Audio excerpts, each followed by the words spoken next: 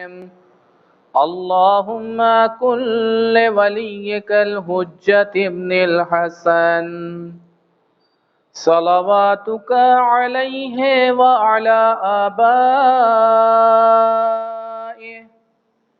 في هذه الساعة وفي كل ساعة وليا وحافظا وقائدا وناصرا ودليلا وعنا حتى تسكنه أرضك طوعا وتمتعه فيها طويلا.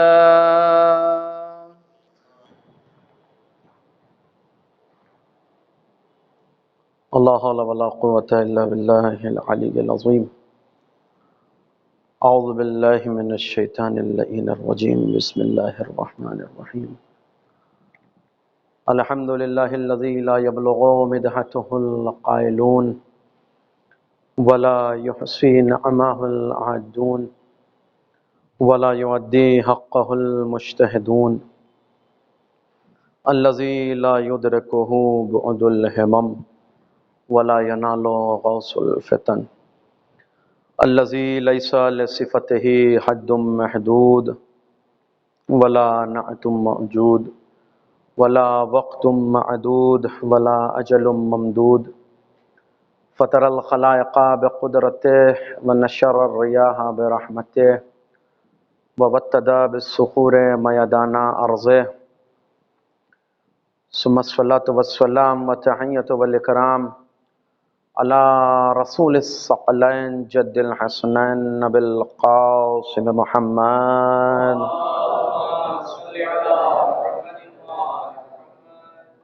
وعلى آل بيته الطيبين الطاهرين المعصومين المظلومين المنتجبين المنتخبين على لعنة الله على القوم الظالمين. أما بعد فقد قال الله تعالى وتبارك في كتابه الحكيم وهو أصدق الصادقين وقوله الحق بالحق. بسم الله الرحمن الرحيم. رب اشرح لي صدري ويسر لي أمري واحلل عقدۃ من لسانی یفقہوا قولی. معزز حاضرین السلام علیکم. آج سے ہماری بحث شروع ہوئی تھی، آج اس کا دوسرا پڑاؤ ہے. ایک موضوع ہم نے شروع کیا تھا، یہ سب مجھ سے بہتر جانتے ہیں کہ کما حقہ وہ تمام نہ ہو پایا، جو اس کا تمام ہونے کا حق تھا، سارے احکام نہ بیان ہو پائے. لیکن چونکہ وقت کی قلت تھی، ہمارے 4 جلسے معین تھے کہ 4 جلسے ہونے ہیں طہارت کے حوالے سے. آج سے ہمارا نیا موضوع شروع ہو رہا ہے. وہ موضوع کیا ہے؟ جو جانتے ہیں وہ جانتے ہیں، جو نہیں جانتے ان کے لیے عرض کر رہا ہوں. آج سے ہماری گفتگو ہوگی امام حسین اور ہم کے حوالے سے. حسین اور ہم یعنی کیا؟ کوئی ایک ایسا انسان نہیں ہے، اور میں سب سے پہلے ابتداء میں ہی اس بات کی طرف آپ کی توجہ کو لے آؤں کہ جو باتیں اس جلسے میں یا اس درس میں، اس لیکچر میں بیان ہوتی ہیں، وہ نہ کسی ایک محلے کے لیے ہیں، نہ کسی ایک معاشرے کے لیے ہیں، نہ کسی ایک شہر کے لیے ہیں، نہ کسی ایک ملک کے لیے ہیں. بلکہ جو باتیں بیان کی جاتی ہیں وہ ضروری نہیں کہ میں آپ سب کو خطاب کر رہا ہوں، لیکن ضروری نہیں کہ میں جو مثالیں دوں وہ اس معاشرے پہ تطبیق کر جائے. تو جو باتیں بیان ہو رہی ہیں وہ کسی ایک منطقے کو ملحوظ خاطر رکھتے ہوئے نہیں، بلکہ تمام تر عالم اسلام میں جہاں کہیں بھی ہمارے برادران مودت پائے جاتے ہیں ان کے لیے یہ گفتگو کی جا رہی ہے. تو حسین اور ہم یہ ایک بہت طولانی موضوع ہے اور بہت وسیع موضوع ہے. اس کو اگر سمیٹا جائے اور سمیٹنے کے بعد اس کی تقسیم بندی کی جائے تو چند باتیں جو قابل بیان ہیں وہ یہ ہیں. یا تو میں آپ کو مقصد امام حسین بیان کروں آپ کے سامنے کہ امام حسین جو نکلے کون سا مقصد لے کر نکلے. ایک یہ بات بنتی ہے اس موضوع کے ذیل میں کہ میں مقصد امام حسین آپ کے سامنے بیان کروں کہ امام حسین نے جو مدینہ چھوڑا تو اس مقصد کے لیے، جو شہادت دی وہ اس مقصد کے لیے. ایک مقصد یہ. دوسرا جو چیز بیان کی جا سکتی ہے وہ یہ کہ جب امام حسین کربلا میں پہنچے ہیں تو وارد کربلا ہونے کے بعد اور شہادت امام حسین تک جو امام کی ایکٹیویٹیز ہے، جو امام نے افعال انجام دیے ہیں، اس سے کچھ اخلاقی گوشہ نکالا جائے، وہ ہمارے لیے کون کون سا امام کا وہ عمل ہے جو ہمارے لیے نمونہ عمل بن سکتا ہے. ایک بات تو یہ. تیسری بات یہ کہ امام حسین کی شہادت کے بعد مولا سجاد کی نگرانی میں یہ جو قافلہ چلا ہے کربلا سے لے کے شام تک، اب اس قافلے میں جتنے واقعات رونما ہوئے ہیں، اس واقعات سے ہم کون کون سی عبرت حاصل کر سکتے ہیں، ایک بات یہ ہے کہ وہ بیان کر دی جائے. چوتھی بات جو میرے مطالعے کی حد تک ہے کہ ہم آج 1400 صدیوں کے بعد اس پہ گفتگو کر رہے ہیں، تو 1400 صدیوں کے بعد ہم جو گفتگو کر رہے ہیں تو ہم امام حسین کو مجلسوں کے حوالے سے جانتے ہیں، فرش ازاں بچھاتے ہیں، جلوس منعقد کرتے ہیں، جلوس لے کے سڑکوں پہ آتے ہیں، شب بیداریاں کرتے ہیں، نظر امام حسین کرتے ہیں، الی آخر جتنی بھی چیزیں عزاداری کے ذیل میں آتی ہیں. تو یہ عزاداری ہمیں کس انداز سے کرنی چاہیے، ایک تو اس موضوع کے ذیل میں یہ بات آ جاتی ہے. تو میں نے جو تقسیم بندی کی ہے، میں کوشش کروں گا کچھ نہ کچھ ان سب باتوں کو میں آپ کے سامنے بیان کروں. سب سے پہلے واقعہ کربلا. کون ایسا انسان ہے جو کربلا کو نہیں جانتا؟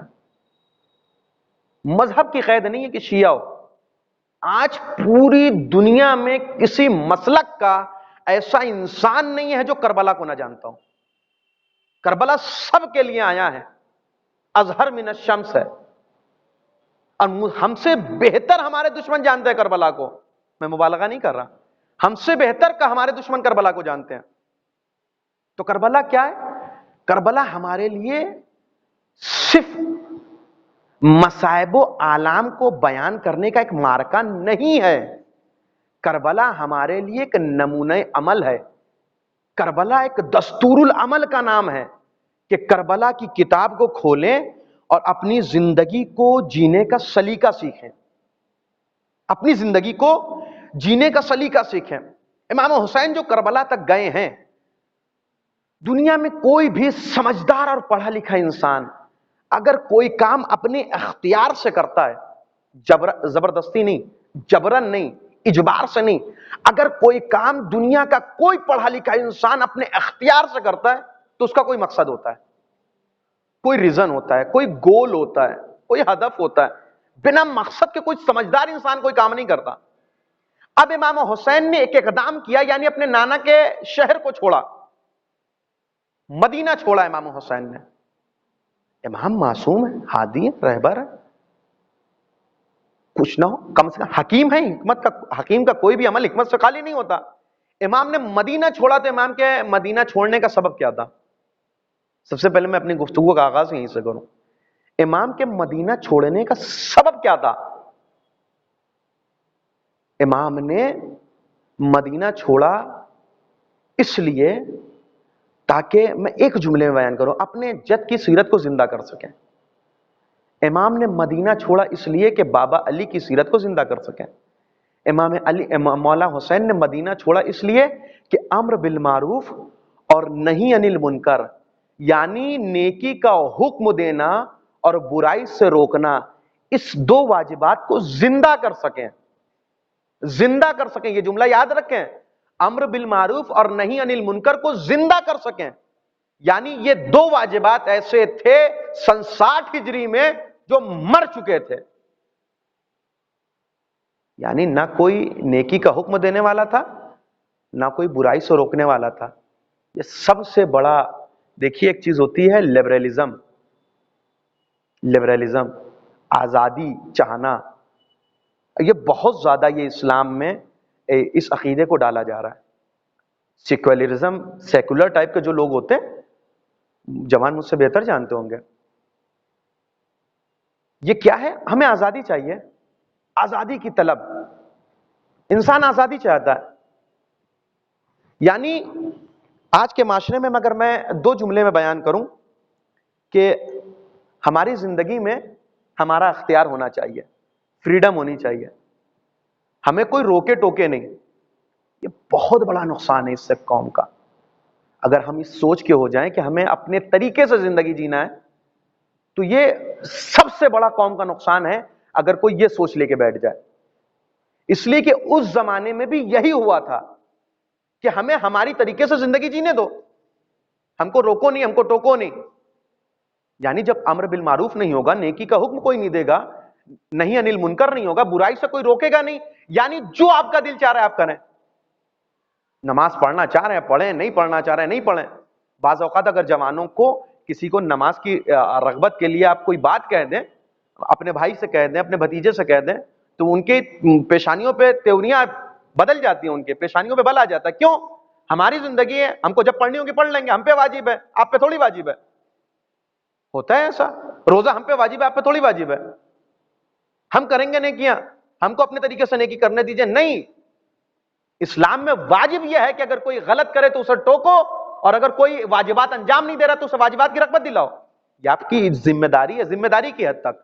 یہ نہیں کہ آپ تلوار لے کے کھڑے ہو جائیں، ذمہ داری کی حد تک. ذمہ داری آپ کی کتنی ہے کہ آپ اسے بتا دیں. کوئی مسجد میں نماز پڑھنے کے لیے آیا، آپ نے یہ دیکھا کہ اس نے غلط وضو کیا، ہو سکتا ہے نا مسئلہ نہ جاننے کی وجہ سے اس نے کوئی غلط وضو کر دیا. اب آپ اگر جانتے ہیں، آپ کی ذمہ داری یہ ہے کہ آپ اسے ٹوکیں. اب ٹوکنے کا انداز ایسا ہو کہ مومن کی توہین نہ ہونے پائے. اب جو چاہے آپ انداز اپنا لیں، میں اس کے ذیل میں نہیں جانا چاہتا. تو امام حسین ایک مقصد لے کر نکلے، اور وہ مقصد کیا تھا کہ مجھے اپنے بابا کی اور اپنے نانا کی سیرت کو زندہ کرنا ہے. اب امام یہ مقصد لے کے کربلا پہنچے. آج کی دنیا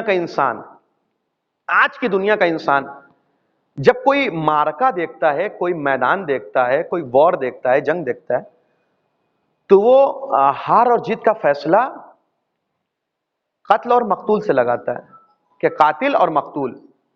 جو قتل ہو گیا وہ ہار گیا، جس نے قتل کر دیا وہ جیت گیا. لیکن امام حسین نے کربلا میں اس نہج کو بدل دیا. امام نے کہا دیکھو، حقیقی فتح کس کو کہتے ہیں؟ حقیقی اصل جیت کون سی ہوتی ہے؟ اصل جیت وہ جیت ہے جو انسان اپنا مقصد پالے. امام حسین بھی ایک مقصد لے کے نکلے تھے، یزید بھی ایک مقصد لے کر کربلا تک آیا تھا. یزید کا لشکر، امام حسین جو کربلا پہنچے اور عمر سعد جو لشکر لے کر آیا، یہ دونوں ایک مقصد لے کر آئے تھے. عمر سعد کا مقصد یہ تھا کہ حسین سے بیعت لینی ہے. حسین کا مقصد یہ تھا کہ اپنے جد کی سیرت کو، اپنے نانا کے نام کو زندہ رکھنا ہے، اسلام کو زندہ رکھنا ہے. اب کون جیتا یہ آپ قاتل و مقتول سے اندازہ نہ لگائیں، امام حسین کے شہید ہونے سے یا شہید کرنے سے اندازہ نہ لگائیں. یہ دیکھیں کہ کس نے اپنا مقصد پا لیا. اور امام حسین کی شہادت کے لیے یہی کافی ہے کہ شہادت امام حسین کے کچھ ہی سالوں کے بعد توابین کا لشکر اٹھا ہے. توابین کا وہ لشکر کہ جس نے جب شام میں جا کے یزید کے وہ تمام تر حالات دیکھے کہ یزید شراب پیتا ہے، بندروں سے کھیلتا ہے، ماں اور بیوی کو برابر سمجھتا ہے، تو مدینے میں آنے کے بعد لوگوں نے کہا ہم یزید کی بیعت سے انکار کرتے ہیں، جس کے نتیجے میں واقعہ ہررا ہوا. یہ ساری تاریخی باتیں آپ کے پیش نظر ہیں. یعنی امام حسین کی جیت کے لیے یہی کافی ہے کہ امام نے ضمیر کو اتنا زندہ کر دیا کہ توابین کا ایک لشکر اٹھ گیا. تو امام حسین نے اپنا مقصد پا لیا کربلا کے میدان میں. لیکن کربلا کے میدان میں امام حسین نے کچھ اخلاقی پہلو بیان کیے ہیں میرے عزیزو، جو مجھے بیان کرنا ہے، اور میرا وقت بہت تیزی سے جا رہا ہے اور میں چاہ رہا ہوں کہ میں جلدی اپنی ساری باتیں سمیٹ دوں. امام حسین نے کچھ باتیں بیان کی ہیں کربلا کے میدان میں، ہمیں کچھ اخلاقی درس دیا ہے. وہ حدیث آپ نے بہت بار سنی ہوگی کہ امام حسین نے کہا جیسے اصحاب ہمیں ملے، ایسے اصحاب نہ میرے بابا کو ملے نہ میرے نانا کو ملے. شیخ مفید علیہ الرحمہ نے اپنی کتاب الارشاد، معتبر مقتل ہے، اس میں ارشاد فرمایا کہ امام حسین نے اپنے تمام تر اصحاب جو ان کے انصار تھے ان کی تعریف کرتے ہوئے جملہ کہا کہ جیسے باوفا اصحاب مجھے ملے، ویسے باوفا اصحاب نہ میرے بابا کو ملے نہ میرے نانا کو ملے. تو امام حسین کے لشکر، جو بھی امام حسین کے ساتھی تھے، امام حسین کو چھوڑ کر امام حسین کے جو ساتھی تھے، ان کی ایک صفت یہ تھی کہ وہ وفادار تھے. اگر ایک صفت بیان کیا جائے امام حسین کے قول کے ذیل میں، تو امام حسین نے کہا جیسے وفادار ساتھی مجھے ملے، نہ میرے بابا کو ملے نہ میرے نانا کو ملے. یعنی وہ جو لشکر 72 افراد کا کربلا کے میدان میں تھا، ان کی ایک صفت حسنہ یہ تھی کہ وہ وفادار تھے. اور یہ بہت بڑی صفت ہے وفاداری، وعدے کا توڑنا۔ امام حسین نے جلے ہوئے دلوں سے شکایت کی ہے، ٹوٹے ہوئے دلوں سے شکایت کی ہے وعدے کو توڑنے والوں کی۔ توجہ کریں آپ، مطلب جسے کہتے ہیں نا دکھے ہوئے دل سے اگر کوئی بات نکلے، ٹوٹے ہوئے دل سے کوئی بات نکلے۔ امام حسین نے کربلا کے میدان میں وہ جو کوفے سے لشکر آیا ہوا تھا اس کو مخاطب کر کے ٹوٹے ہوئے دلوں سے کہا تھا، تم یہ بتاؤ کیا حسین اپنی مرضی سے کربلا تک آئے ہیں؟ یہ تم ہی تھے نا کہ جنہوں نے مجھے خط لکھ کے بلایا تھا؟ یہ مقتل میں آپ کے سامنے پڑھ رہا ہوں الارشاد میں، یہ تم ہی تھے نا جنہوں نے خط لکھ کے مجھے بلایا ہے؟ یہ تم ہی لوگ تھے نا کہ جنہوں نے افراد بھیج کے مجھے بلایا ہے؟ یعنی دونوں طریقوں سے، کتبی بھی شفائی بھی، لیٹر کے ذریعے بھی قاصد کے ذریعے بھی، دونوں طریقوں سے امام کو دعوت نامہ دیا تم لوگوں نے۔ امام نے کہا میں اپنی مرضی سے تو نہیں آیا، تم نے بلایا نا مجھے، اور بلانے کے بعد اپنے وعدے سے مکر گئے۔ یعنی امام کا یہ جملہ، امام کا کوئی بھی جملہ صرف ایک زمانے کے لیے یا کسی ایک گروہ کے لیے نہیں ہوتا، امام کا جملہ پوری کائنات کے لیے ہوتا ہے۔ یعنی امام کی وہ جو عمر سعد کے لشکر کو دیکھ کر یہ شکایت ہے کہ تم نے اپنے وعدے کو توڑا، وہ شکایت صرف اس لشکر کے لیے نہیں ہے بلکہ ہر اس انسان کے لیے ہے جو حسین کی محبت کا دم بھرتا ہے اور وعدے کو توڑتا ہے۔ امام کا یہ جملہ سب کے لیے ہے کہ تم نے حسین سے محبت کی ہے، تم حسین کے نام پہ ماتم کرتے ہو، تم حسین کے نام پہ مجلس کرتے ہو اور وعدے کو توڑتے ہو۔ یعنی عہد شکنی یہ صفت رذیلہ ہے، ناپسندیدہ صفت ہے۔ اور امام نے کیا کہا تھا؟ میں اپنے جد کی سیرت کو زندہ کرنے کے لیے نکلا ہوں۔ رسول کی سیرت کیا تھی؟ رسول وعدے کو وفا کرتے تھے، وعدے کو وفا کرتے تھے۔ ابھی اعلان رسالت نہیں کیا رسول نے، اعلان رسالت نہیں کیا ہے۔ یہ ملتا ہے کہ ایک مرتبہ رسول خدا چونکہ گلے بانی ہوا کرتی تھی، گوسفند ہوا کرتے تھے اس زمانے میں، تو ایک جوان تھا جس کا نام تھا عمار، عمار یاسر نہیں، ایک دوسرا جوان تھا جس کا نام تھا عمار۔ اور یہ بہار الانوار میں یہ روایت ہے جو میں آپ کے سامنے عرض کر رہا ہوں، حوالہ بھی دیتا چلوں۔ عمار یہ شخص تھا، یہ بھی اپنے گلے کو چرایا کرتا تھا، رسول خدا کے پاس بھی گلہ تھا۔ وعدے کی پاسداری رسول کتنی کیا کرتے تھے، یہ بات میں عرض کر رہا ہوں۔ وعدے کو کتنا ملحوظ خاطر رسول رکھتے تھے، یہ بات عرض کرنے کی کوشش کر رہا ہوں۔ تو ایک مرتبہ اس عمار سے اور رسول خدا میں، وہ جوان تھا، یہ عہد ہوا، یہ وعدہ ہوا کہ ہم فلاں باغ میں کل اپنے بکریاں اپنے گلے کو چرائیں گے، ساتھ میں ہم اپنا گلہ فلاں وقت پہ، مثلا صبح 10 بجے ہم دونوں افراد فلاں باغ میں اپنا گلہ چرائیں گے۔ وعدہ ہو گیا، اپنے اپنے گھروں کو چلے گئے۔ اگلے دن صبح جو جگہ طے پائی تھی، رسول اس جگہ پہ اپنی گلے کو لے کر پہلے پہنچ گئے۔ رسول نے اپنے گلے کو، اپنے بھیڑ بکری کو رہا نہیں کیا، چھوڑا نہیں کہ چرنے لگے، اسے پکڑ کے کھڑے رہے۔ عمار پہنچا تو عمار نے پہنچنے کے بعد کہا یا رسول اللہ آپ پہلے پہنچ گئے، اے محمد تم مجھ سے پہلے پہنچ گئے؟ کہا ہاں میں پہلے پہنچ گیا۔ کہا آ گئے تھے تو اپنی جو ہے گلے کو چرا لیتے۔ کہا نہیں، میں نے تم سے وعدہ کیا تھا کہ ساتھ میں بکریاں چرائیں گے۔ کتنی چھوٹی سی بات ہے، کتنی چھوٹی سی بات ہے کہ ساتھ میں گلہ چرانا ہے۔ رسول نے کہا نہیں، میں نے تم سے وعدہ کیا تھا کہ میں ساتھ میں تمہارے بکریاں چلاؤں گا، گلہ چراؤں گا۔ اور رسول اجازت نہیں دیتے تھے کہ صرف مسلمان سے وعدے کو وفا مت کرو، یہ نہیں کہ سامنے والا تمہارا مسلمان بھائی ہے تو اس سے وعدہ وفا کرو، نہیں، تمہیں یہ نہیں دیکھنا سامنے مسلمان ہے، مشرک ہے، کافر ہے، کون ہے، نہیں، اگر انسان ہے تم نے وعدہ کیا تو وعدہ وفا کرو۔ رسول خدا ایک جنگ پہ تھے، جنگ لڑ رہے تھے مشرکین سے، مشرکین مکہ سے۔ جناب رسول خدا کے ایک بہت مشہور صحابی ہیں جناب حذیفہ یمانی، جناب حذیفہ یمان، نام سنا ہوگا سب نے۔ یہ ابو تیل ایک شخص تھا، اس کا نام تھا۔ یہ 2 افراد نکلے کہ رسول خدا کے لشکر میں جا ملے۔ میں نے کہا نا وعدے کو وفا کرنا صرف مسلمانوں سے یا صرف آپ نے شیعہ بھائی سے نہیں ہے، بلکہ کائنات میں ہر انسان سے آپ کو وعدوں کو وفا کرنا ہے۔ جب اس نے جناب حذیفہ یمان اور وہ ان کا ایک شخص، ان کا ایک دوست ساتھ میں نکلے کہ رسول کے لشکر میں مل جائیں، جنگ ہو رہی ہے۔ مشرکوں نے پکڑ لیا انہیں، کہاں جا رہا ہو؟ کہا محمد کے لشکر میں جا رہے ہیں، نبی کے لشکر میں جا رہے ہیں۔ کہا تمہیں نہیں جانے کی اجازت نہیں ہے۔ مشرکوں نے پکڑ کے بندی بنا لیا، جناب حذیفہ یمان کو بندی بنا لیا، یہ بندی بنے رہے۔ مشرکوں نے کہا، انہوں نے جب آزادی چاہی تو مشرکوں نے کہا ایک شرط پہ میں تم کو آزاد کروں گا، تم دونوں کو۔ کہا کس شرط پہ؟ کہا شرط یہ ہے کہ تم کو اگر میں آزاد کروں تو تم نبی کے لشکر میں شامل ہونے کے بعد مجھ سے جنگ نہیں کرو گے۔ لوگ کہتے ہیں نا مرتا کیا نہ کرتا، انہوں نے کہا شرط کب کی قبول ہے، مجھے چھوڑ دو، دشمنوں نے پکڑا ہے، مجھے چھوڑ دو، تمہاری شرط قبول ہے۔ چلے گئے نبی کے لشکر میں، جب جیسے ہی جا ملے تو نبی نے پوچھا اتنی دیر کیسے ہو گئی؟ یا رسول اللہ ایسے ایسے جو ہے مشرکوں نے پکڑ لیا تھا، اور جب انہوں نے پکڑ لیا تو ہم لوگ جو ہے وہیں پہ ان کے بندی بنے رہے، اور اس شرط پہ جب ہم لوگوں نے ان کی شرطیں قبول کی تب انہوں نے ہمیں چھوڑا۔ کہا شرط کیا تھی؟ کہ انہوں نے شرط یہ رکھی تھی کہ تم اگر محمد کے لشکر میں شامل ہو جاؤ گے تو پھر مجھ سے جنگ نہیں کرو گے۔ نبی نے کہا تمہیں لڑنے کی اجازت نہیں ہے۔ کہا کیوں؟ کہا کہ تم وعدہ کر کے آئے ہو، تم وعدہ کر کے آئے ہو۔ وعدہ کس سے کیا ہے؟ دشمنوں سے، مشرکوں سے، بت پرستوں سے۔ نبی نے اجازت نہیں دی جناب حذیفہ یمان کو کہ وہ جا کے نبی کے ساتھ جنگ کرے۔ کیوں؟ کہ مشرکوں سے وعدہ کر کے آئے ہو۔ نبی کا عمل نمونہ عمل ہوتا ہے۔ امام نے کیا کہا؟ میں اپنے جد کی سیرت کو زندہ کرنے کے لیے نکلا ہوں۔ رسول کی سیرت تھی وفاداری، وعدے کو پورا کرنا۔ اسی لیے امام حسین نے اپنے اصحاب کا مدح میں یہ بات کہی تھی، اپنے اصحاب کی تعریف میں یہ بات کہی تھی کہ جیسے باوفا وفادار صحابی مجھے ملے، نہ میرے بابا کو ملے نہ میرے نانا کو ملے۔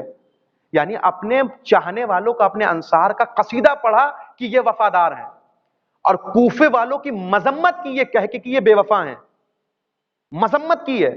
صرف کوفے والوں کی مذمت امام حسین نے نہیں کی ہے، بلکہ ہر اس انسان کی مذمت کی ہے جو اپنے وعدے کو توڑتا ہے۔ امام کی مذمت، امام کی لعنت ہر اس انسان پہ ہے جو اپنے وعدے کو توڑتا ہے۔ تو یہ ایک اخلاقی پہلو، میں 2-3 اخلاقی پہلو میں نے سوچا تھا بیان کروں گا، لیکن آج صرف اس ایک اخلاقی پہلو کی حد تک۔ یعنی کم از کم اگر ہم عزاداری امام حسین کرتے ہیں، حسین سے محبت ہے، تو ہمیں وفادار ہونا ہے، ہمیں اپنے وعدوں کو پورا کرنا ہے۔ اور دنیا میں پہلے کچھ چیزیں تھیں کہ صرف بڑے بڑے افراد جو ہوا کرتے تھے، جیسے پہلے سرپنچ ہوا کرتے تھے، مکھیا ہوا کرتے تھے، یہ مدیر ہوا کرتے تھے۔ کوئی بھی ادارہ بنتا ہے اس کا ایک مدیر ہوتا ہے۔ مدیر کیا کرتا ہے؟ اس ادارے کو چلاتا ہے۔ تو پہلے ایک مدیر ہوا کرتے تھے، لیکن اب جیسے جیسے زمانہ ترقی کر رہا ہے، ہر ایک چیز میں مدیریت پائی جاتی ہے، ہر ایک چیز میں مدیریت ہونی چاہیے۔ بنا مدیریت کے، بنا کسی چیز کو ادارے کیے، بنا مدیریت کے آپ کا کوئی بھی کام یقین جانے آپ سکسیس نہیں ہو سکتا۔ جو لوگ فلائٹس وغیرہ کا سفر کرتے ہیں وہ مجھ سے بہتر جانتے ہیں، ہمیشہ ایک فلائٹ میں 2 پائلٹ ہوتے ہیں، ایک فلائٹ میں 2 پائلٹ ہوتے ہیں۔ یہ 2 پائلٹ کیوں ہوتے ہیں؟ اور ان 2 پائلٹ کی صفت ہوتی ہے، میرے جوان سنیں، ان 2 پائلٹ کی صفت ہوتی ہے، ایک کو اگر ویج کھانا دیا جائے گا تو دوسرے کو نان ویج دیا جائے گا۔ پتہ کریں آپ، دونوں کو کبھی ایک طرح کا کھانا نہیں دیتے، دونوں پائلٹ کو۔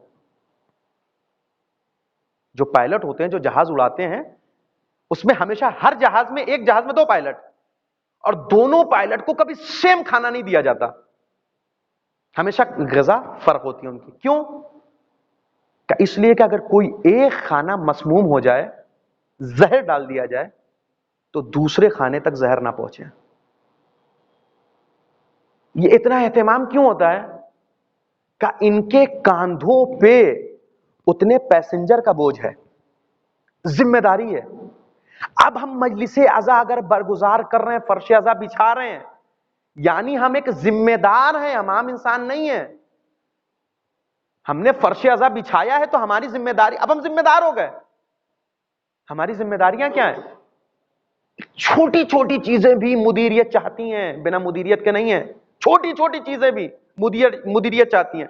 آپ کا پیٹ بھی مدیریت چاہتا ہے، ہمارا شکم بھی مدیریت چاہتا ہے۔ بہت ساری آج ایسی بیماریاں ہیں جو ہمارے کھانے کی وجہ سے ہیں۔ ہمارے کھانے کی وجہ سے ہیں، اس لیے کہ ہمارے کھانے میں مدیریت نہیں ہے،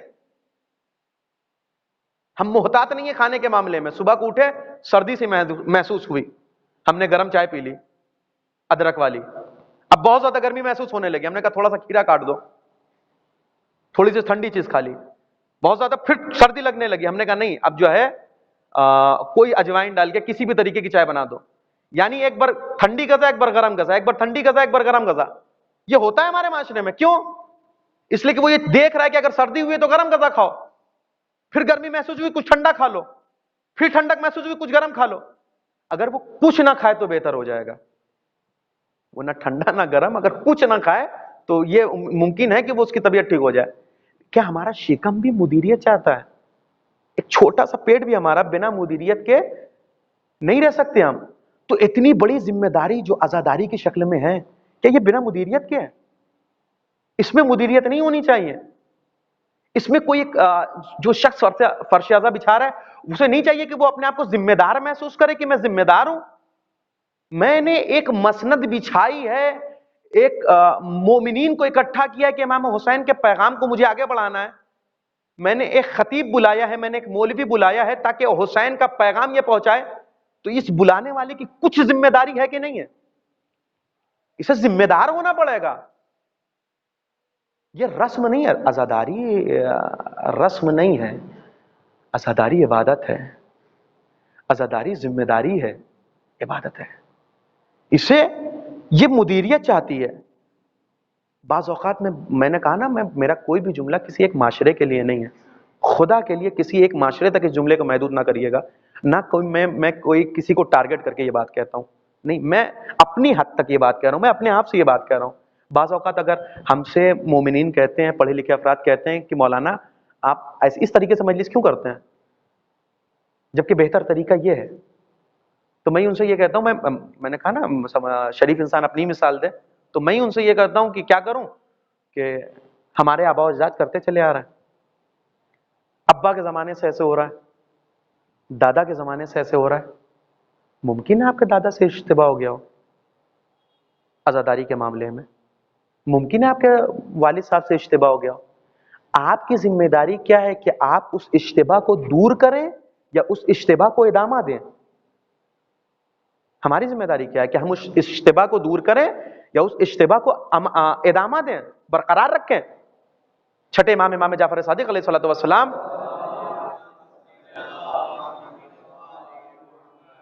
نے دیکھا کہ ایک شخص ہے، اس کی مالی حالت بہت بہتر ہے، مالی وضعیت کافی اچھی ہے، بہت چھوٹے سے تنگ مکان میں رہتا ہے. کہا اتنی اچھی وضعیت تمہاری، اتنا مال تمہارے پاس، مالی اعتبار سے اتنے بہتر ہو، یہ چھوٹے سے مکان میں کیوں رہتے ہو؟ اس نے کہا کیونکہ ہمارے آبا و اجداد رہا کرتے تھے. اس نے کہا ہمارے آبا و اجداد رہا کرتے تھے. امام نے کہا تمہارے آبا و اجداد کے پاس تھا ہی نہیں، اگر ان کے پاس رہتا تو بہتر انداز میں کرتے کہ نہ کرتے. اب تمہارے پاس ہے تو اپنے آپ کو اذیت کیوں دے رہے ہو؟ امام کا جملہ ہے، اب تمہارے پاس ہے تو تم اپنے آپ کو اذیت کیوں دے رہے ہو؟ اب اسی رخ کو پلٹ دیجئے. آپ کے دادا کے پاس تھا، آپ کے باپ کے پاس بہت کچھ تھا، وہ شان سے عزاداری کیا کرتے تھے، لنگر چلاتے تھے مولا کے نام پر. آپ کے پاس کچھ نہیں ہے، آپ کے پاس کچھ نہیں ہے. آپ کے پاس جتنا ہے اتنے میں عزاداری کریں نا. کیا ضرورت ہے مجلس کے نام پہ اپنے آپ کو اذیت دینے کی؟ کیا ہم جو کسی سے قرض لینے کے بعد سال میں ایک بڑی مجلس کریں اور پوری سال وہ قرضہ دینے والا میرے دروازے پہ آ کے ہم سے قرضہ مانگتا رہے؟ امام حسین ایسی مجلس کون کریں گے؟ عزاداری مدیریت چاہتی ہے. ہر دنیا کی ہر چھوٹی چھوٹی چیز میں مدیریت ہے. آج بنا ایڈوائزر کے کچھ نہیں ہوتا. ایک مکان بھی بنانا ہے تو ایک انسان ایڈوائزر بلاتا ہے پہلے نا، نقشہ کھینچو مکان بہتر کیسے بنے گا. اگر کورٹ میں کوئی کیس ہے تو انسان بہترین لائر بلاتا ہے، بتائیے کس انداز سے میں لڑوں کہ بہتر ہوگا. کوئی فائنینشیل کوئی کام کرنا ہے تو فائنینشیل ایڈوائزر بلائے جاتے ہیں کہ بتائیے. تو ہر کام میں ایڈوائزر ہے، مدیریت ہے. عزاداری میں مدیریت نہ ہو. یہ بھی تو ایک ذمہ داری ہے. میں کچھ نقطے چاہتا ہوں کہ آپ کے سامنے بیان کروں اور اسی میرے نقطوں پہ میں اپنی گفتگو کو تمام کر دوں. عزاداری میں، اور یہ میں پہلے ہی بات کہہ دوں کہ یہ میں جتنی بھی چیزیں بیان کر رہا ہوں یا آیت کے ذیل میں ہے یا روایت کے ذیل میں ہے یا ہمارے آیات اعظام کا یہ قول ہے میں نقل کرتا ہوں. وہ کون سی چیزیں ہیں جو عزاداری میں ہونی چاہیے، وہ کون سی چیزیں ہیں جو عزاداری میں نہیں ہونی چاہیے. روایت کے ذیل میں، روایت کے ذیل میں بحار الانوار میں ایک روایت ہے، ایک حدیث ہے.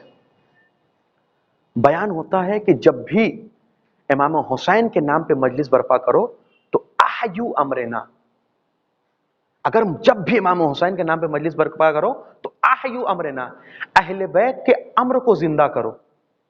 پہلی ذمہ داری عزاداری کے عنوان سے کہ جب بھی فرش عزا بچھایا جائے تو ہمارا مقصد کیا ہو. روایت کے ذیل میں علامہ مجلسی بیان کرتے ہیں کہ احیو امرنا، اہل بیت کے امروں کو زندہ کرو، اہل بیت کی سیرت بیان کرو. خطیب منبر پہ جائے تو وہ کیا بیان کرے گا؟ اہل بیت کی سیرت. ہر وہ انسان جو بعنوان ذاکرہ مجلس میں آ رہا ہے، چاہے وہ مرثیہ خان ہو، چاہے وہ خطیب ہو، چاہے وہ نوا خان ہو، چاہے وہ شاعر ہو، سب کی ذمہ داری کیا ہے؟ احیو امرنا، اہل بیت کے امر کو زندہ کرے، اہل بیت کی سیرت کو زندہ کرے. مجلس میں جب تک اہل بیت کی سیرت نہیں بیان ہوگی تو عوام تک پہنچے گی کیسے؟ تو پہلا نقطہ جس کی مجلسوں میں رعایت ہونی چاہیے وہ یہ ہے کہ اہل بیت کی سیرت بیان کیا جائے، اہل بیت کے امر کو زندہ کیا جائے، ان کے حکموں کو زندہ کیا جائے. دوسری چیزیں، دوسرا نقطہ، اور یہ قول آیت اللہ محسن خرائطی کا ہے، معلم قرآن، بہت بڑے معلم قرآن ہیں، پوری دنیا میں جو ہے ان کے درس چلتے ہیں آیت اللہ محسن خرائطی کے. یہ کہتے ہیں کہ دوسری چیز جس کی مجلس امام حسین میں رعایت ہونی چاہیے وہ ہے معرفت اور بصیرت. ہر مجلس میں آنے والے کی یہ ذمہ داری ہے اور ہر مجلس پڑھنے والے کی یہ ذمہ داری ہے کہ وہ ایسی بات پڑھے کہ آنے والے کی معرفت میں اضافہ ہو، آنے والے کی بصیرت میں اضافہ ہو. کیا مطلب؟ یعنی وہ اگر مجلس میں آیا ہے تو اس کے زندگی کا کوئی ایک مسئلہ حل ہو، کم از کم کوئی ایک مسئلہ حل ہونا چاہیے اس کی زندگی کا. وہ مجلس میں آنے کے بعد اپنے زندگی میں جتنی گرہیں پڑی ہوئی ہیں، مشکلات کی جتنی گرہیں اس کی زندگی میں پڑی ہوئی ہیں، مجلس امام حسین کے تصدق میں ایک گرہ تو کم از کم کھلے، ایک گرہ تو کم از کم کھلے. تو دوسرا نقطہ جس کی مجلس امام حسین میں رعایت ہونی چاہیے کہ پڑھنے والا ایسے نکات پڑھے کہ معرفت امام حسین میں اضافہ ہو، بصیرت امام حسین میں اضافہ ہو، عوام کے مشکل حل ہوں، عوام کے مسائل حل ہوں. تیسرا نقطہ، ممبروں سے ایسی باتیں پڑھی جائیں. ابھی تک میں خطیبوں کی ذمہ داریوں پہ گفتگو کر رہا ہوں، حالانکہ سب سے بڑی ذمہ داری خطیب کی ہے، اسی لیے میں یہ بات کر رہا ہوں. ایسا رویہ اپنایا جائے مجلس میں کہ امام حسین سے محبت بڑھے، گھٹے نہیں، مودت اہل بیت میں اضافہ ہو. اور یہ سب کی ذمہ داری ہے، خطیب کی بھی، بانیان کی بھی، جو فرش عزا بچھا رہے ہیں امام حسین کے نام پر ان کی بھی. اب آپ کہیں گے کیسے مودت اہل بیت میں اضافہ ہو؟ امام حسین، میں نے سیرت کے ایک پہلو بیان کیا، وفاداری. بہت سارے پہلو ہیں جو آئندہ والے درس میں آئیں گے، بہت پہلو ہیں کربلا کے اخلاقی پہلو. یعنی ہم جو بانی مجلس ہیں، ہماری زبان، ہمارا عمل، ہمارا رویہ ایسا ہو کہ آنے والا حسین سے قریب ہو، حسین سے دور نہ ہو. ہم دروازے پہ کھڑے ہونے کے بعد اتنا تند لہجہ نہ اختیار کر لیں کہ انسان فرش عزا پہ آنے کے بجائے سڑکوں پہ چلا جائے. رعایت ہونی چاہیے مجلسوں میں، کم از کم ہم اپنی زبان کی رعایت ہونی چاہیے. بانی مجلس رعایت کرے، اپنے جملوں کے لیے رعایت ہونی چاہیے، کم از کم جملوں کی حد تک رعایت ہو کہ ہم اپنے ایسے جملے نہ ادا کریں کہ مودت امام حسین میں کمی ہو جائے. امام حسین، ہم میزبان کس کے ہیں؟ ہم میزبان ہیں نا. ہم نے فرش عزا بچھایا ہے، سب کا عقیدہ ہے نا جناب سیدہ آتی ہیں، سب کا عقیدہ ہے نا اہل بیت آتے ہیں، کوئی تو ایسا نہیں ہے جس کا عقیدہ نہ ہو. ہم میزبان ہوئے نا، ہم نے مہمان بلایا ہے نا جناب سیدہ کو، ہم نے مہمان بلایا نا اہل بیت علیہ السلام کو. میزبان جو ہوتا ہے وہ زیادہ خضوع و خشوع میں ہوتا ہے، اور جیسا مہمان ہوتا ہے انسان کے اندر اتنا ہی زیادہ خضوع و خشوع ہوتا ہے. کسی کے گھر ڈی ایم مہمان ہو جائے، جب تک ڈی ایم بیٹھا رہے گا وہ کھڑا رہے گا. اٹھا کے دیکھ لیں، اب تو ساری چیزیں نیٹ پہ دیکھیں، بڑے بڑے وی آئی پیز کی جو دسترخوان ہوتے ہیں کس انداز سے ہوتے ہیں. مہمان جتنا بڑا ہے میزبان کے اندر اتنا زیادہ تواضع اور انکساری ہے، مہمان اتنا زیادہ جھکا ہوا ہے. ہمارے مہمان کون ہیں؟ اہل بیت علیہ السلام، جناب سیدہ. تو کم از کم ہمارے جملے تو ایسے ہو نا کہ مجلسوں میں آنے والوں کی محبت امام حسین سے زیادہ ہو، کم نہ ہو. تیسری بات کہ مجلسوں میں ایسے نکات کی رعایت کی جائے کہ مودت اہل بیت میں اضافہ ہو. چوتھی بات، مجلسوں میں تعلیم احکام دی جائے. ہماری مجلسیں فقہی اعتبار سے مورد اشکال نہ ہو. کیا مطلب؟ یعنی کم از کم حلال و حرام، مستحب و مکروہ، اس کی مجلسوں میں رعایت ہونی چاہیے. کم از کم اذان کے وقت مجلس نہ ہو. کم از کم میں مثال دے رہا ہوں، اذان کے وقت مجلس نہ ہو. فقہ کی رعایت، فقہ کی رعایت یہ بہت ضروری ہے مجلسوں میں کہ فقہ کی رعایت کی جائے. امام حسین جب کربلا پہنچے ہیں تو سب سے پہلا کام امام حسین نے کیا کیا ہے؟ کربلا پہنچنے کے بعد بنی اسد کو بلایا اور سرزمین کربلا کو خریدا. کیوں خریدا امام حسین نے؟ امام حسین نے شریعت کی پاسداری کی ہے. شریعت کی پاسداری، احکام کے لیے خریدا. کیوں؟ اس لیے کہ امام حسین یہ چاہتے تھے کہ ان کا خون کسی غصبی زمین پہ نہ بہے. امام حسین کا جسد مبارک کسی دوسرے کی زمین پہ دفن نہ ہو. امام حسین کے زوار جب امام حسین کی زیارت کے لیے آئے تو کسی دوسرے کی زمین پہ نہ ٹھہرے، کسی دوسرے کے مہمان نہ رہیں. اس لیے امام حسین نے زمین کربلا خریدی ہے. یہ فقہ کی ہی تو رعایت کی ہے امام حسین نے، احکام کی ہی تو رعایت کی ہے کہ میرا لاشا کسی دوسرے کے زمین پہ نہ دفنو. حسین کا لاشا حسین کی زمین پہ دفنو. حسین کا خون کسی دوسرے کی زمین پہ نہ گرے کہ دوسرے کی دل شکن نہیں ہو. احکام کی رعایت ہونی چاہیے.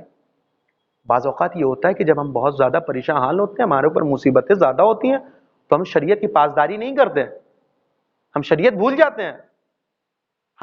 ہم سے مراد میں اپنی بات کر رہا ہوں، میں شریعت بھول جاتا ہوں.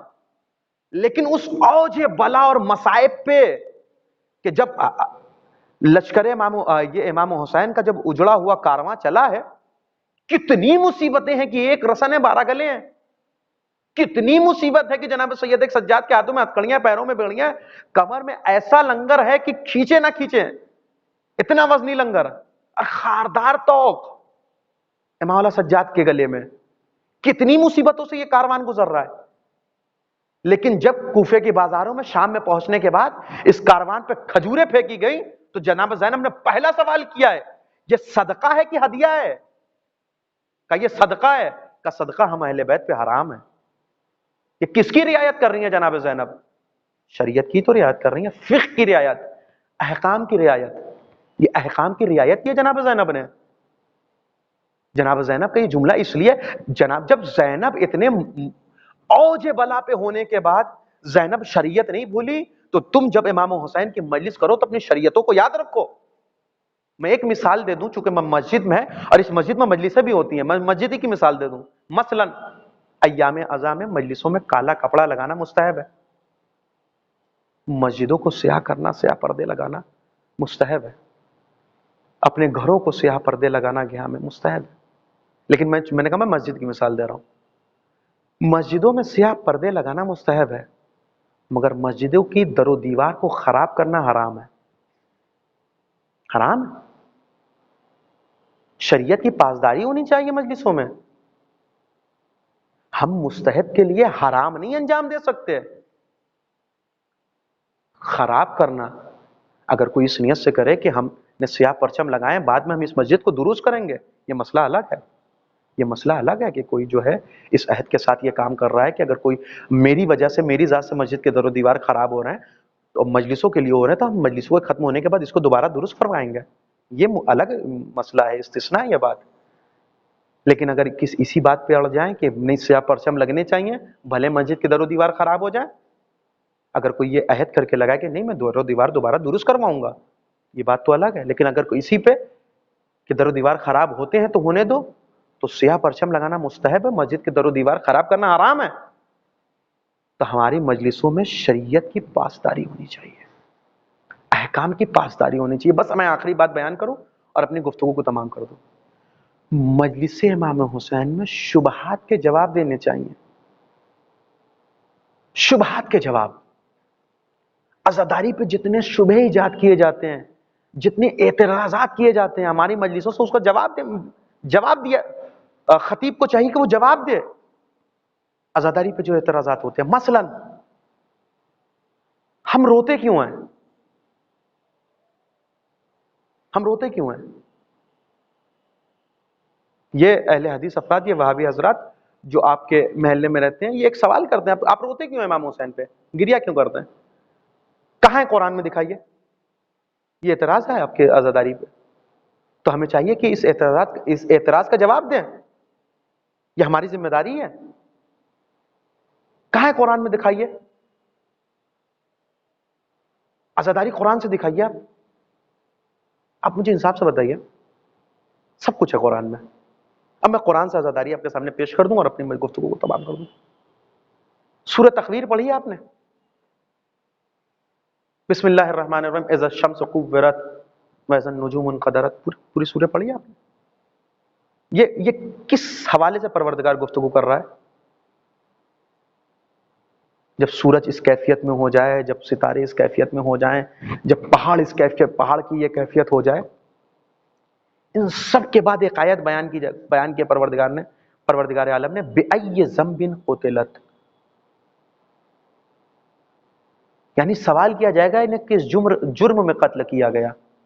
قرآن کی آیت ہے، کہاں ہے عزاداری؟ قرآن میں، اسی آیت میں عزاداری، بِأَيِّ ذَنبٍ قُتِلَتْ۔ اس آیت کی تفسیر آپ کسی کی بھی تفسیر اٹھا کے پڑھ لیں، سارے مفسران قرآن نے یہ بات لکھی ہے کہ صدر اسلام سے پہلے، رسول کے مبعوث ہونے سے پہلے، عرب میں جب کسی کے گھر میں کوئی بچی پیدا ہوتی تھی، بیٹی پیدا ہوتی تھی، تو اس بیٹیوں کو زندہ دفن کر دیتے تھے، زندہ درگور کر دیتے تھے۔ پورا واقعہ نہ جانے کتنی بچیاں دفن ہوئی، نہ جانے کتنی بچیاں دفن ہوئی، زندہ درگور کر دیا گیا۔ بِأَيِّ ذَنبٍ قُتِلَتْ۔ سارے مفسران قرآن نے کہا جب محشر کا عالم ہوگا، پروردگار عالم ان بچیوں کو، ان نومولود بچیوں کو کھڑا کر کے ان کے دفن کرنے والوں سے سوال کرے گا، بتاؤ انہیں کس جرم میں دفن کیا تھا؟ بِأَيِّ ذَنبٍ قُتِلَتْ، کس جرم میں انہیں قتل کیا تھا؟ اس کی ایک تفسیر جناب علی اصغر بھی ہے کہ جناب سیدہ سوال کریں گے محشر کے میدان میں کہ پروردگار، اے میرے بابا، اپنی امت سے پوچھئے اصغر کا جرم کیا تھا؟ بِأَيِّ ذَنبٍ قُتِلَتْ۔ اصغر اکبر میدان تک آئے، تلوار اٹھائی، جواب ہے لشکر کے پاس، عمر سعد کے لشکر کے پاس، کہ اکبر تلوار لے کر آیا، ہمیں جلال آ گیا، ہم نے شہید کر دیا۔ عباس فرات تک آئے تو ہم نے شان قلم کر دیے، قاسم میدان تک آئے تو ہم نے ٹکڑے ٹکڑے کر دیے۔ اصغر نے تلوار اٹھائی تھی۔ بِأَيِّ ذَنبٍ قُتِلَتْ، کس جرم میں قتل کیا گیا؟ تو ان بچیوں کے بارے میں پروردگار محشر کے عالم میں پوچھے گا، میدان محشر میں، انہیں کس جرم میں دفن کیا گیا؟ اب مجھے آپ انصاف سے بتائیے، یہ بچیاں کس کی ہیں؟ مومنوں کی ہیں؟ یہ بچیاں کس کی ہیں؟ مسلمانوں کی ہیں؟ یہ بچیاں کس کی ہیں؟ مشرکوں کی ہیں۔ مشرک کسے کہتے ہیں؟ جو پروردگار عالم کو مانتا نہیں ہے، شرک کرتا ہے، کئی خداؤں کو مانتا ہے۔ کافروں کی ہیں، جو پروردگار کا انکار کرتا ہے۔ پروردگار عالم نے کافر کے، مشرک کی بچیوں پہ ہونے والے ظلم کو برداشت نہیں کیا۔ جو پروردگار ایک کافر کی بچی، ایک مشرک کی بچی مظلومانہ طریقے سے دفن کر دی جائے تو پروردگار اس کا قصاص لے گا، سوال کرے گا۔ تو اگر اس کے حبیب کے نواسے کو بے جرم و خطا قتل کر دیا جائے تو پروردگار بازرسی نہیں کرے گا؟ اسی آیت کے ذیل میں عزاداری کا جواب۔ عزاداری کہاں ہے قرآن میں؟ یہی ہے، بے ای ذنب قتلت۔ بس ایک آخری آیت اور میری گفتگو تمام۔ قتل اصحاب الاخدود، سورہ بروج کی آیت ہے۔ کیا مطلب؟ کچھ لوگ تھے جو مومنوں کو گڈھا کھودنے کے بعد اس میں ڈال کے جلا دیا کرتے تھے۔ میں بہت شارٹ کر کے بیان کر رہا ہوں۔ گڈھا کھودنے کے بعد مومنوں کو ڈال کے اس میں جلا دیا کرتے تھے، پھر اس کا تماشا دیکھا کرتے تھے۔ پروردگار عالم نے کہا ان سے سوال کیا جائے گا، ان سے باز رسی ہوگی۔ کیوں؟ اس لیے کہ تمہاری ذمہ داری ہے، تمہاری ذمہ داری ہے کہ اگر تمہارے سامنے کسی پہ ناحق ظلم کیا جائے تو تم اس کی بازرسی کرو، سوال کرو۔ میں بس اپنی گفتگو کو تمام کر دوں۔ جناب یحییٰ پیغمبر کو شہید کیا گیا، ایک ٹیلے پہ لے کے جا کے، ایک پہاڑی پہ لے جا کے جناب یحییٰ پیغمبر کا گلا کاٹ دیا گیا۔ نبی ہے نا، گلا کاٹا گیا۔ جب جناب یحییٰ پیغمبر کا خون گرا تو جیسے چشمہ ابلتا ہے زمین سے، ایسے خون کا چشمہ ابلنے لگا۔ بہت مٹی ڈالی گئی، بہت خاک ڈالی گئی، مگر وہ خون نہ رکا۔ اس زمانے میں بہت ظالم بادشاہ تھا بخت النصر۔ بخت النصر اپنے رقبے کو بڑھاتا ہوا، جنگ کرتا ہوا جب اس وادی پہ پہنچا تو اس نے ایک سرخ پہاڑی دیکھی۔ بخت النصر نے جب بخت النصر نے وہ سرخ پہاڑی دیکھی تو اس پہاڑی کو دیکھنے کے بعد اس نے یہی کہا کہ یہ پہاڑی سرخ کیوں ہے؟ تو لوگوں نے بیان کیا کہ یہاں پہ ایک ولی خدا کا گلا کاٹا گیا، تب سے یہ خون نہیں رکا۔ چونکہ ظالم بادشاہ تھا، اس نے کہا ایسے کیسے خون نہیں رکے گا؟ اس نے پتھر ڈالے، مٹیاں ڈلوائی۔ کہا مظلومانہ طریقے سے شہید کیا گیا تھا جناب یحییٰ پیغمبر کو۔ اس نے کہا اچھا کس نے قتل کیا تھا؟ کہیں بستی والوں نے۔ بتایا گیا، کہا میں اس بستی کے ہر بندے کا گلا اسی ٹیلے پہ کاٹوں گا۔ اس نے اس بستی کے ہر انسان کا گلا اس ٹیلے پہ کاٹا۔ یہ نہیں دیکھا جوان ہے، یہ نہیں دیکھا بوڑھا ہے، یہ نہیں دیکھا بچہ ہے، یہ نہیں دیکھا عورت ہے، یہ نہیں دیکھا بچی ہے، سب کا گلا کاٹا اسی ٹیلے پہ۔ لوگ پریشان ہونے کے بعد جناب دانیال پیغمبر کے پاس آئے، اس زمانے کے پیغمبر، پروردگار سے دعا کریے، ہم نے قتل نہیں کیا تھا، انہوں نے قتل کیا تھا، ہم اس میں شریک نہیں تھے۔ بچیاں قتل ہو رہی ہیں، عورتیں قتل ہو رہی ہیں، بوڑھے قتل ہو رہے ہیں۔ جناب دانیال پیغمبر کے پروردگار عالم سے سوال کیا، پروردگار عالم نے ایک بات کہی، جا کے ان سے پوچھو جب میرا یحییٰ قتل ہو رہا تھا تو تم کہاں تھے؟ وہ انسان جنہوں نے امام حسین کا ساتھ نہیں دیا، امام حسین کو چھوڑ کے الگ ہو گئے، وہ یہ نہ سوچے کہ اگر انہوں نے حسین کو شہید نہیں کیا ہے تو ان سے قصاص نہیں لیا جائے گا۔ پروردگار سوال کرے گا کہ جب حسین قتل ہو رہے تھے تو تم نے اپنی ذمہ داری کیا انجام دی؟ تو مجلس امام حسین میں پانچویں بات جس چیز کی رعایت ہونی چاہیے وہ ہے شبہات کا جواب دیا جائے۔ ہماری مجلسوں میں فقہ کی رعایت ہو، ہماری مجلسیں معرفت کے اعتبار سے ایسی گفتگو کی جائے کہ معرفت میں اضافہ ہو، ہماری مجلسوں سے ایسی گفتگو کی جائے کہ مودت اہل بیت میں اضافہ ہو، ہماری مجلسوں میں ایسی گفتگو کی جائے کہ جو شبہات عزاداری پہ وارد ہوتے ہیں ان شبہات کا جواب دیا جائے۔ وآخر دعوانا الحمد والحمد للہ رب العالمین۔ بسم اللہ الرحمن الرحیم۔ اللہم کل ولیک الحجۃ بن الحسن صلواتک علیہ وعلی آبائی فی هذه الساعة وفی کل ساعة ولیا وحافظا وقائدا وناصرا ودلیلا وعین حتی تسکنہ ورزق توعہ وتمتعہ فیہا طویلا۔ صلوات پڑھیں۔